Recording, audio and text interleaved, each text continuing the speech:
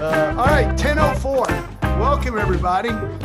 I see so many new faces. I wonder if that had something to do with Robert Horry last week, and I'm so happy. So I actually wanted to start. I got a lot of stuff to talk about, but I wanted to start with downloading about Robert, and I hope everybody enjoyed that last week. Certainly, the feedback I got was pretty amazing. Robert, true to form, thanked me afterwards for being on the show. Stedman, very complimentary, thanked us. She, who we will not name, actually opened the door in the background. And I don't mean that in a Voldemort type. I mean a good way. I just don't want to overstep my bounds. But how wonderful was that? And you know what? I was talking to someone, I think, who's on here actually this week. And she said, you know, a lot of the stuff he was talking about, you talk about. And a lot of stuff he was saying, you've said. Did you guys coordinate that? And I'm like, no, of course not. I would never think that I am at a level of a Robert Horry, but I am at a level of knowing what works and doesn't work, just like he does, just like everybody. Because what I'm talking about in terms of approach, life outlook, my practice, our lives, are universal truths that have been applied consistently by, I suspect if we saw Socrates' chop wood, carry water version, it would have many of the same issues, right? And so as you look at Dale Carnegie in the 30s and Tony Robbins and Robert Horry, and I'm not saying I'm anywhere like them, but I do espouse the same issues, because that idea of greatness not being for the chosen few, but really for the few that choose to do what it takes to be great, is a universal thing. And, I go back to Chop Wood because the book is Chop Wood, Carry Water, falling in love with the process of becoming great. And it really is true, where they talk about greatness or excellence in anything is about consistently applying hard work, which is dirty, not sexy, boring. And it is a challenge to continue to do that, right?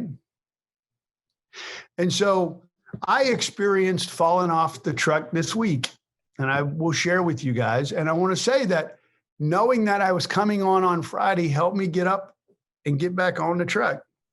Any of y'all fall off the back of the truck before?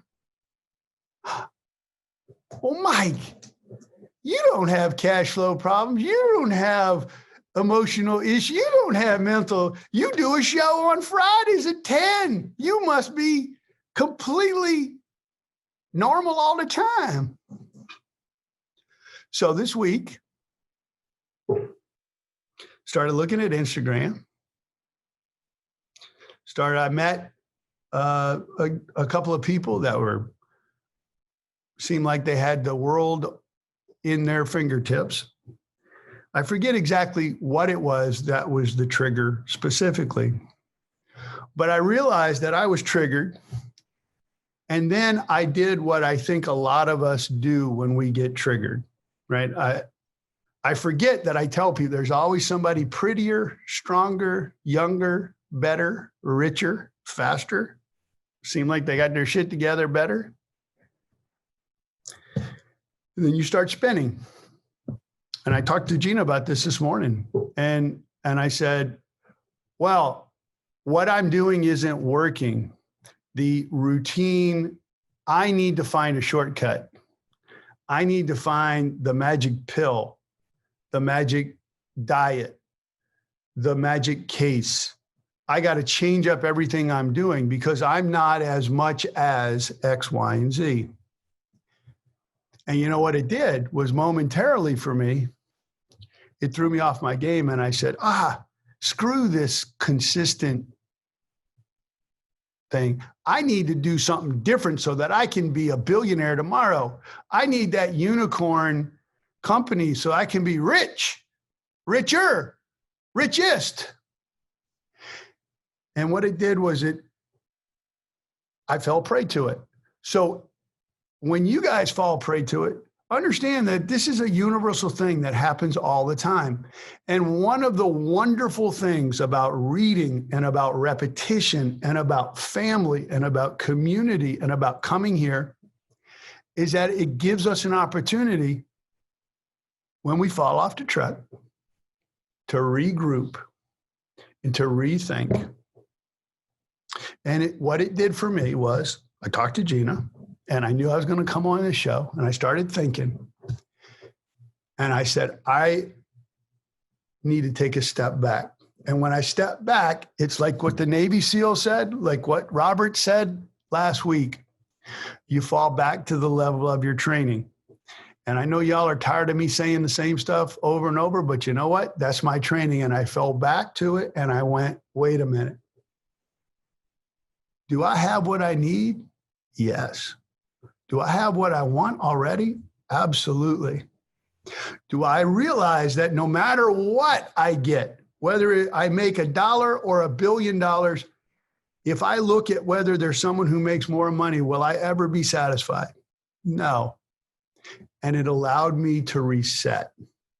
And then it allowed me to say, I'm not going to change what I do day to day. I'm not going to stop that consistent thing because I know deep down that there are downs to get up. And this is one of my down times.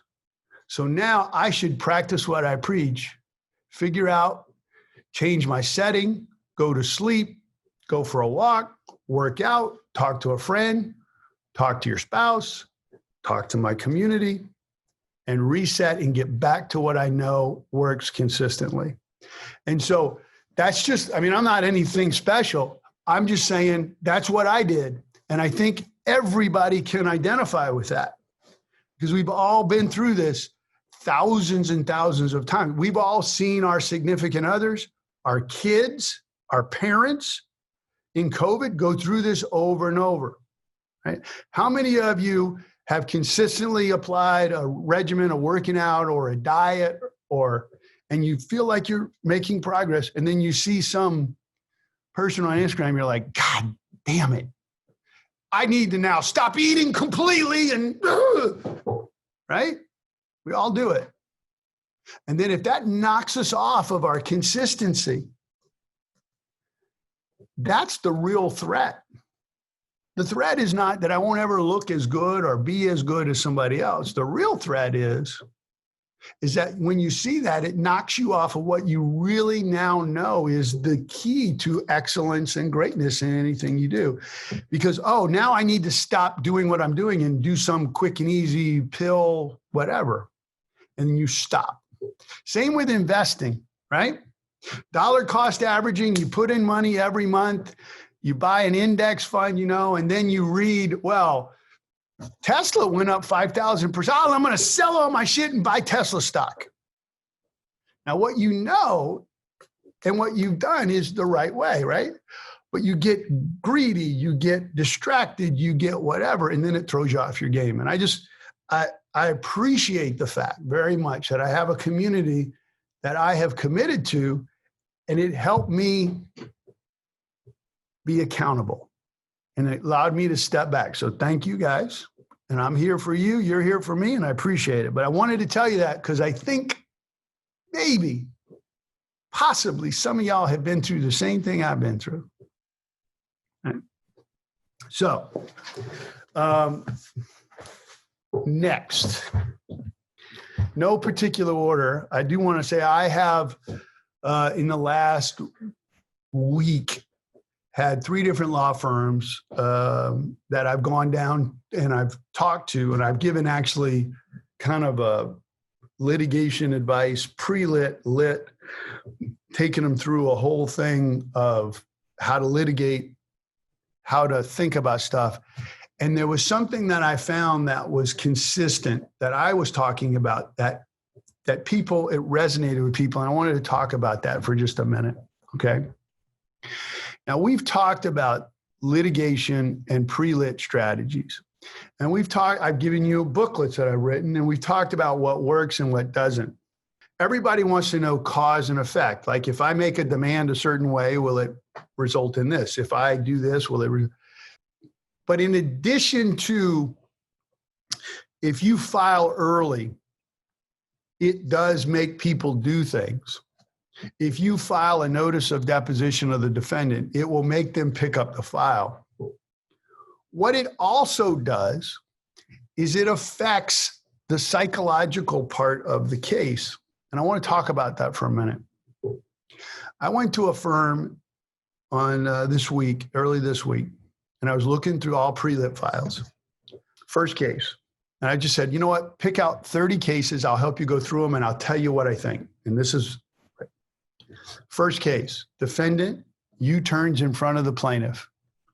Geico denies liability. Next case. Defendant runs a stop sign with an eyewitness saying the defendant runs a stop sign.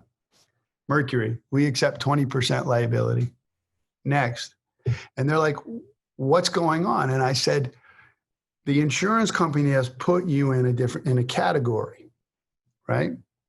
And they've put you in a category, rightfully or wrongfully, but probably rightfully, because they have said, if we fight and give comparative and fight liability, this firm will accept it most of the time.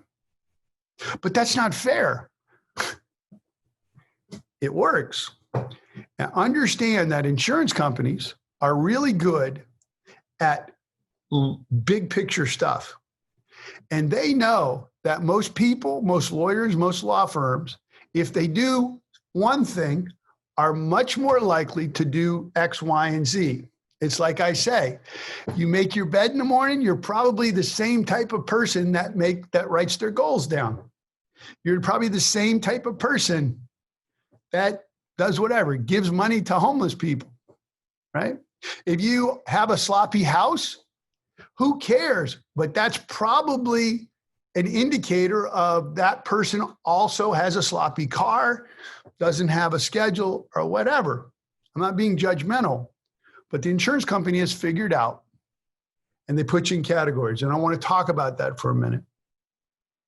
So not only if you ask for insurance limits and they don't give it to you, and then you don't file for a year, harmful to your clients, harmful to your time, that is an indicator to the insurance company to put you in a category that probably means let's wait them out, not give them money. They will settle before they have to hire experts. They will settle right before trial. So not only does it hurt specifically the case, it also is telegraphing to the insurance company that you're the type of lawyer and the type of firm that would rather settle, not spend money, not work. And so understand that if you have a case, the accident happens, and you get involved in the case a month later, and you haven't filed suit in a year, they're putting you in the bad category. Whether you deserve it or not, they will make you wait for 2 years to give you the money, and they'll try to lowball you the whole time, right? The same thing when they object to form interrogatories and don't give you the name or the insurance information or whatever, and you don't follow up. They put you in a different category, right? The same if you have filed a lawsuit right before the statute and then you don't do any discovery for a year, they put you in that category. And so many times people say, well, Mike, why did you settle that case? It's because they put me in a different category. And I just want to remind people of something I've said before. I hired a guy early on in my practice. He was a defense lawyer. Great guy. Love him still. He's a defense lawyer now.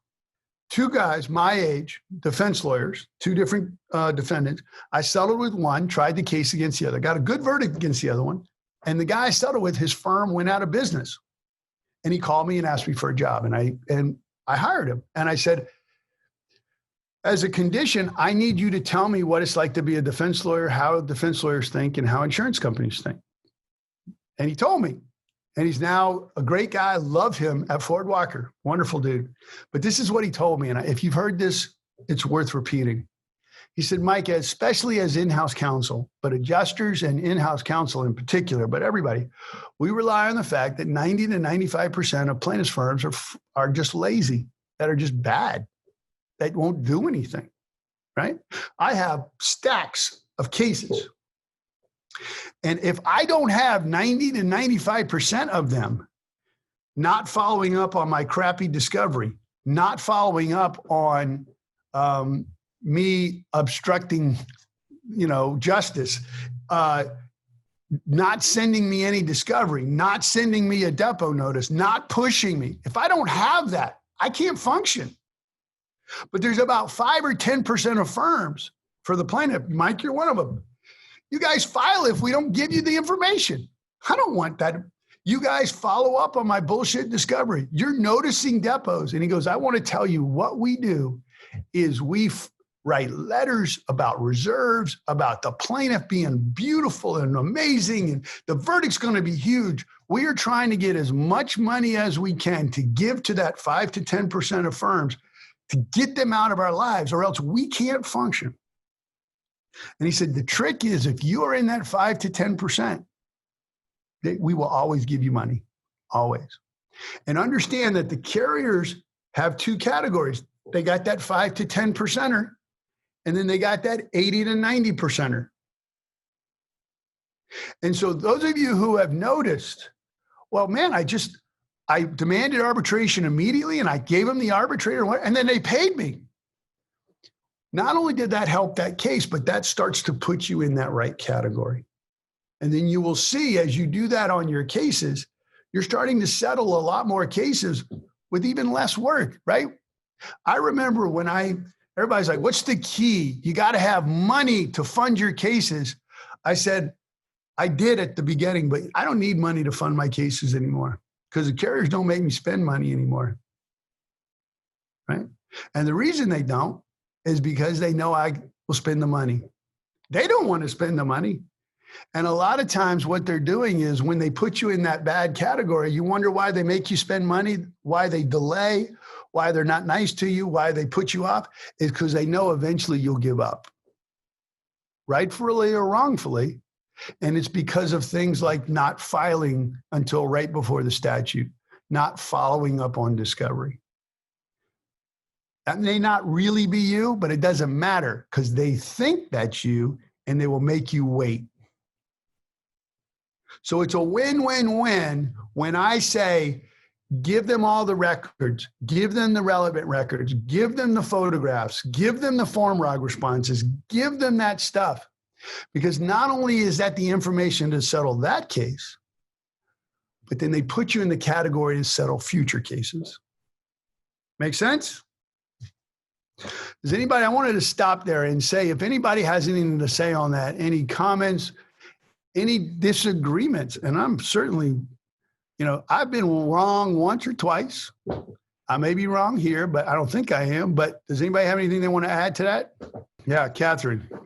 I agree. I actually followed your advice about drafting a form interrogatory response even before, during pre-lit. And so I had that done. And after we filed the complaint, the defendant served me with discovery request.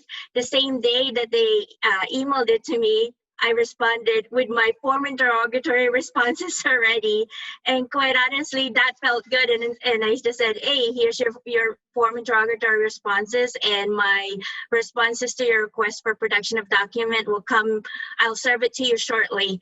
I just need the verification from my client. And then it was done, and it was off my plate so easily. Discovery responses used to take a long time, but now it's done. And then the lawyer emailed me, my co-counsel for that case emailed me and said, oh my gosh, you're so on top of it. And I'm thinking, I had a good mentor. So thank you. You know what? I'm not a great mentor. I appreciate that. I'm happy to mentor, but I tell you what the difference is that this information is not new, right? You just listened. You just executed. And I know we've talked about that. And I do repeat that, I remember it. Elmer Lowe was a president of CALA in the early 60s. He wrote a book on personal injury practice in 63, and I bought it. And I think I may have said this. That was what, 60 years ago? 90% of it is applicable and almost identical to the stuff I wrote in my book 60 years later. And a lot of the stuff that I've been saying, you've heard if you listen to Tony Robbins, you've heard if you listen to X, Y, and Z. The difference is whether you execute on it. And I know that I keep talking about that. And Harrison, who's here, I spoke to your law school class, right? And you remember this week. And I said, you got X number of people, less than 10% of y'all will respond to me and actually take me up on it. It's at 3% right now. Now, everybody who has heard it before, agrees with it, whatever, and execution is the difference. So kudos to you, Catherine. So I want everybody to do an exercise, okay? If you have your phone handy, I want you to do something for me. Pull out the calculator on your phone. Okay? Go to the calculator. Type in 83, subtract your age, and times it by 365.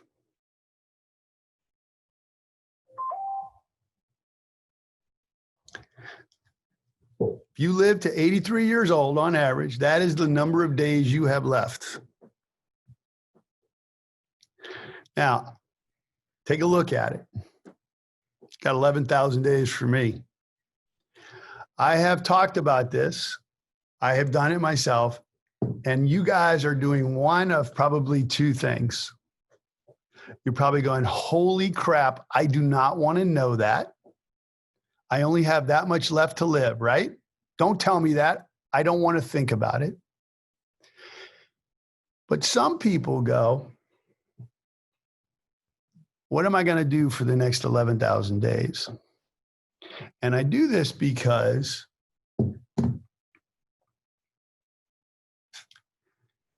if you think about whatever your number is, how many times have we been polite to someone who's wasted our entire day, right? And you don't want to be rude, or a client that really doesn't have a case, but you hold on to it for a month or two just because you don't know what to do, because you don't want to execute. How many times have we stayed up late at night worrying about that conversation that we have to have with that defense counsel that we put off because we don't want to execute? And now I don't have 11,315 days left to live. I got 11,002 days left to live. And what I've done is, through my choices of inactivity, of not executing, I let someone up take away a day of my life. And when I look at it like this, that day's pretty damn precious. Right? Now, I'm not suggesting that you move to Tahiti and stop working and like live whatever, right? A day of hard work is good. But what I'm saying is one of the things that you can get from this is you can say, oh, I can't go on that trip because I got to do some extra work. But you know what? If I said you got to go on that trip to go collect your $250,000 lottery ticket, you'd figure out how to go do it. Right? And so I only put this out there because what it's done for me is, if I can decisively and responsibly choose to live my life the way I want to, as opposed to the way I feel like the life is making me, I find that I'm more joyful and happier. And so, like I said, nobody ever on their deathbed said, I'm really glad I worked as much as I did. No one has a hearse with a U-Haul on the back of it.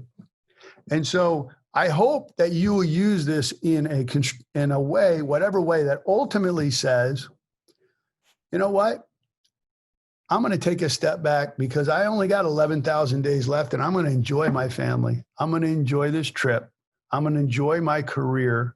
I'm going to look at the blessings that I have. I'm going to understand that what's going on in my life is something that's within my control, and that's a blessing, right? And I'm going to build from there. So take a look at it.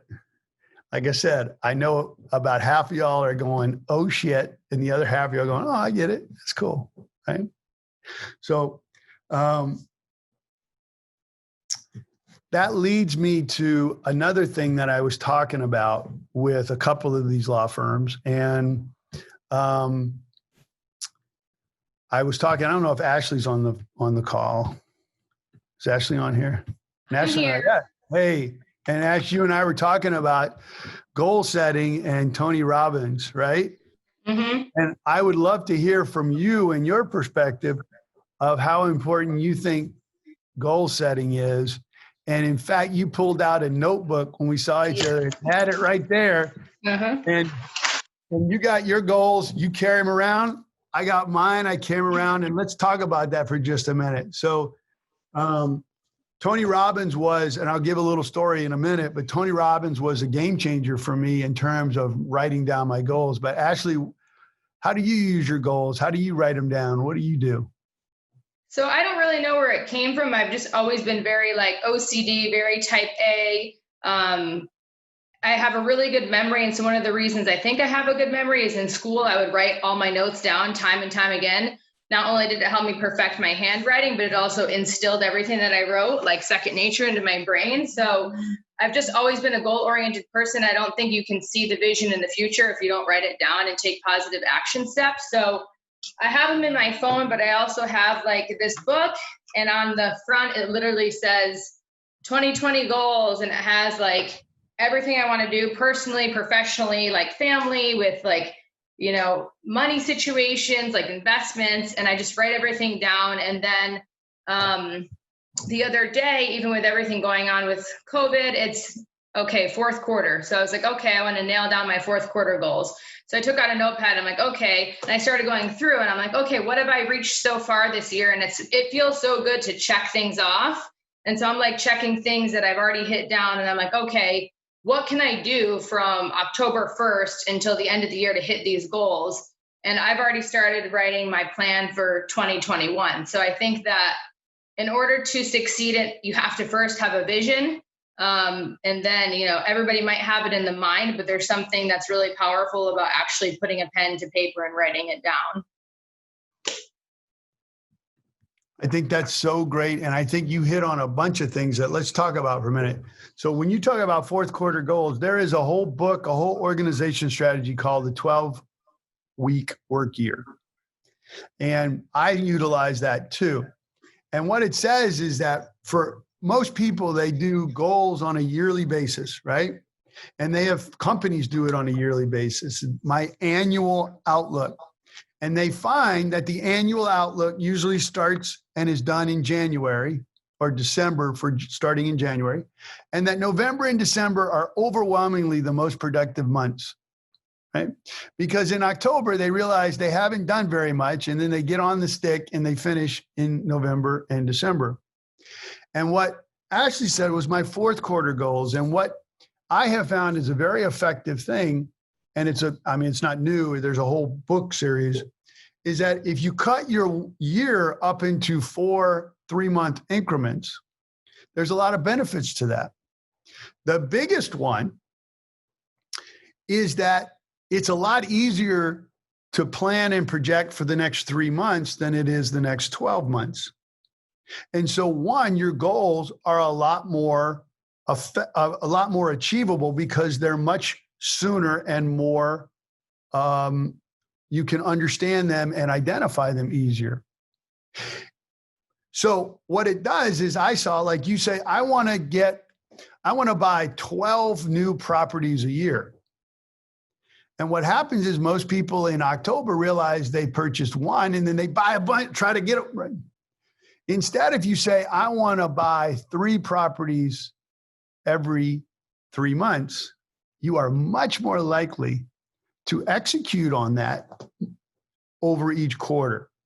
And so when we talk about goals, one of the things you can do is whatever your goals are, annual, 5-year, 10-year, why don't you also think about making a 3-month goal, 3-month goals, and then you will reevaluate them at the end of 3 months. And you'll be surprised at how much more focused and more direction you can have. And so I want to take a step back because Ash, you really reminded me of this when you pulled out your notebook, and I'm like, I got one of those. And I want to talk quickly about goals. So when I was jobless, no, I wasn't jobless. I was working for a mentor, and I was like at the end of my thing, and I was like miserable. He was a wonderful mentor, and he taught me everything I know. But at some point, I felt like I knew everything I needed to know, and I was like, oh. And he didn't like me either. You know, I was like, whew. So I'm 2 a.m. I'm sitting up watching Bonanza reruns or something like that. And sure enough, Tony Robbins' infomercial comes on for 30 CDs in 30 days, change your life. Listen for 30 minutes, 35 minutes every day. So I bought it because I was like, I don't know what I want to do. I don't know what I'm going to do. I'm kind of miserable. I'm kind of down in the dumps. And in addition to all of the Tony Robbins stuff about, you know, rah, rah, and it's wonderful. And I even remember that song, right? 1 week was goal setting. And it's something I would highly recommend to you if you haven't done it. And the first thing he said was the research is very, very clear that you are 80% more likely to accomplish your goals if you write them down. Clearly. And now I realize why that's the case. And that's because when you write down your goals, they become guideposts for you. Because we all get involved in our daily lives, our weekly lives, our monthly lives, our yearly lives. And does this sound familiar? Got to get up, get my coffee, get the kids dressed, go to school, go to work, do my discovery. Got to answer this stuff. I'm exhausted, go to bed, wake up the next morning, kids, go to work, Weekend, I can't look at that. I got to relax. Then the next week, and the next month, and we get into a rut. What written goals act as is a guidepost. So if you have yearly goals that you look at once a week, once every 2 weeks, it is a reminder to kind of step out of your daily life and say, oh yeah. And many times it is the impetus that we need to take a step towards our goals. Okay. So what he did, and for me, what I'd recommend if you haven't written your goals yet, there's a couple of pretty simple steps. Spend about 30 to 45 seconds and just write down if they're money, time, distance, you could teleport, you had unlimited money, unlimited, conscience, you were omnipotent. For 30 to 45 seconds, write down as much. I want to be king of the universe. I want to be da-da-da. I want a plane, train, car, right? President. I don't want flies on my head, whatever it is, right? Now, take that list and legit cross out stuff that you realize for you is never going to happen, right? I'm never going to be king of the universe, right? I'm not going to, or stuff that you clearly don't want in any way. What you have left, now you put into 1, 3, 5, and 10-year goals. And then it's important that you understand the following things. They can change at any time. You can cross stuff out and you can add stuff. You do not, when you go through this process, have to create the rest of your life and make these decisions on what you're going to do and what is success and what's not success for the rest of your life. Okay? But what it will give you is a very interesting outlook. And then the second thing that I learned from this week is I was talking about goals with Ashley, and I was talking about goals with a young male right out of law school. And it's interesting because my goals are more like Ashley's now. And when I was that kid's age, my goals were more like his. And it's particularly true, I think, for men, sometimes more than women, sometimes as a young person. His goals were all money-based, completely. Everything. So was mine, right? What's your goals? You want to be a good person? Screw that. I want a Ferrari. Right? So when I was in my 30s, I want to make $1 billion a year. I want to have houses out the wazoo. I want to have a plane, a train, a car. Here's my goals right now. I'm going to tell y'all some of them because I believe that now you can have goals on what you want to have, goals on what you want to do, and goals on who you want to be, right? And so my goals now, as I've continued to write them down, and by the way, I've kept my goals over the years, and it's interesting as I look back, like for example, here's my goals in March of 2015. I wanted to learn how to speak Spanish. I wanted to own a farm. I'm in escrow right now, 5 years later. I wanted to write a book. I just started 2 months ago. I want to own more than one restaurant. We're opening our second one this weekend.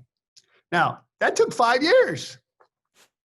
The rest of the stuff I've crossed off. But then I look and I see that those couple things have been repeated every year. And the only difference really for most of those was I met an amazing woman who said, you preach about execution so much, execute boy. Why don't you do it? And I did. You know what I realized? Is I could have probably done that 4 years ago, five years ago, 3 years ago, 2 years ago. It was only up to me. And that's interesting. And I say that to all the law students, Harrison, when I said this the other night, to everybody here. Anything on your list, if you really want it, the universe will help you get it. But it is up to you to execute about it. So now I have goals where it used to be real estate, money, car. I want to speak Spanish so I can make more money. Now I have, what do I want? Money, different things, a plane, or this. What do I want to do? I want to create a charity. I want to have a second law firm. But then importantly, now that's added is what do I want to be? I want to be a great father. I want to be a great husband. I want to be a great friend. I want to be a great mentor. And that is simply for me a maturation process. But what it does is something I now have that I can look at routinely, that when I get like I was yesterday, last night, or this morning where I'm kind of spinning, this also helps you reorient yourself. And is it any wonder that Ashley carries around with her all the time? This thing never leaves my side. I lost it one time about 6 years ago. I thought my life was over. Why is this? But Mike, look, it's really ugly. Good God. It's so ugly because I never can't find it, right? I don't mistake this for a court file. It's ugly on purpose. It used to be like bright purple because I always wanted to make sure that I saw it and grabbed it. Make sense? So I would ask you, if you haven't written your goals, to take that exercise and just do it. It'll take you 5 minutes. It will be some of the best 5 minutes that you have ever spent. I promise you. If you have written your goals, kudos. take a look at them again, but now look at them with a different outlook of, do I really want this? And it is not a problem to cross off or to add to my goals. Okay. And that's the thing. When a lot of people, when they do this, go, I feel like I have to map out the rest of my life. You do not. And that is the biggest excuse or reason why people don't write down their goals, because they don't want to commit to anything. Well, take another look at the number on your phone and then make a decision. God, I hate when Mike preaches at me, and I don't mean to preach. And Harrison, I got a sense that some of y'all, your classmates, were not thrilled about what I was saying the other night. But I said it anyway because it is reality. And at some point, that number will be more meaningful to you. And it's now meaningful for me. And I'm just trying to spread the information and the wealth. So we'll take a break on that and see if anybody has any comments. So Ashley, thank you for all that. Kate, you talked about a full focus planner. You just got one and you love it. What is that? Hey, hello? Yeah. Hey, Kate. Yes, hey, sorry, having technical malfunction here. So you said you bought an actual focus planner and you use that? Yeah, I will show it to you as a life-changing item for me. Sorry, my office got invaded. Okay, so here's, let me switch camera. What is it? So, okay, so it's a planner. It's a quarterly planner. Sorry, my client's car is in the parking lot. Okay, so it looks like this. Can you see it? Yeah. Okay, so it's a little book. It's quarterly, and it has all the things that you talked about. So you set your quarterly goals.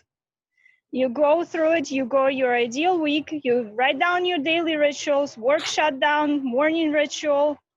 And then you do every day, you do what's called your top 3, right? So the 3 things you do, so your day is not a waste. You have your daily appointments, other tasks, notes that, I take notes. I have meetings with people. I take notes. I scribbled ideas. And it's a life changer for me. That's awesome. Yeah, so I highly recommend everybody to get one. I did not know. How long have you been using it? For about 3 weeks now. Yeah. And I already subscribed for the next year. So you subscribe it and they send you one every quarter. If you buy like 3, they send you one for free. Right.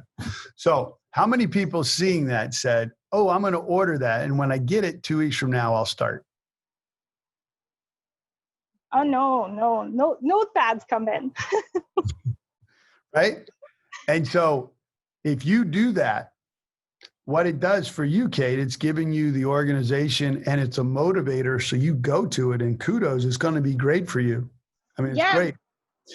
And I'll say that you don't need that, but if that's what helps you, then it's great.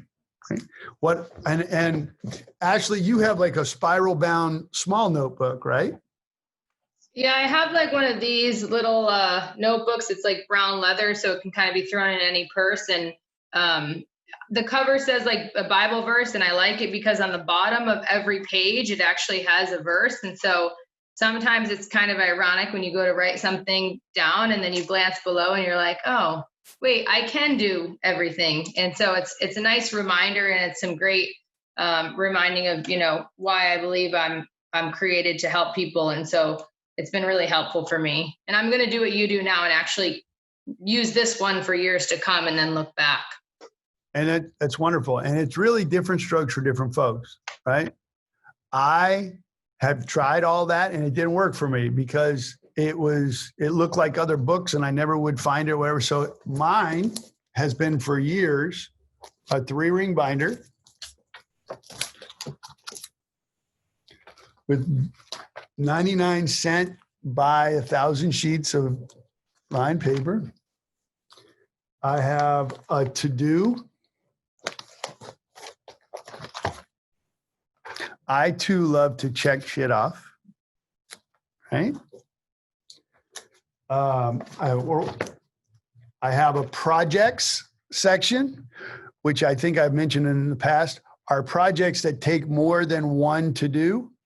So like, for example, we have this book that Gina and I are writing. That's on my project list. It's also on my goal list.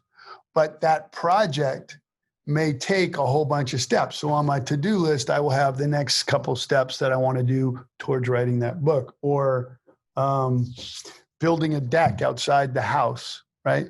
On my to-do list, it's call the contractor, get a deck person out here, get the structural engineer out here. And then I have my goals. Right? And now I have, like I said, have, do, and be goals. But before,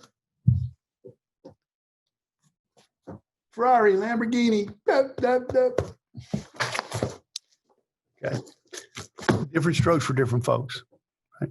Part of the reason that I like the loose leaf for me is because I cross shit out all the time and I throw stuff away and rewrite it all the time. And I actually change my goals on a regular basis, or at least I thought I did. But when I look back, I see some stuff, a lot of stuff that I've accomplished since COVID has been on my list for year after year after year after year. And it is not lost on me that I am highly motivated and I can execute better now as the happiest I've ever been in my life, right? It's not lost on me. So last thing,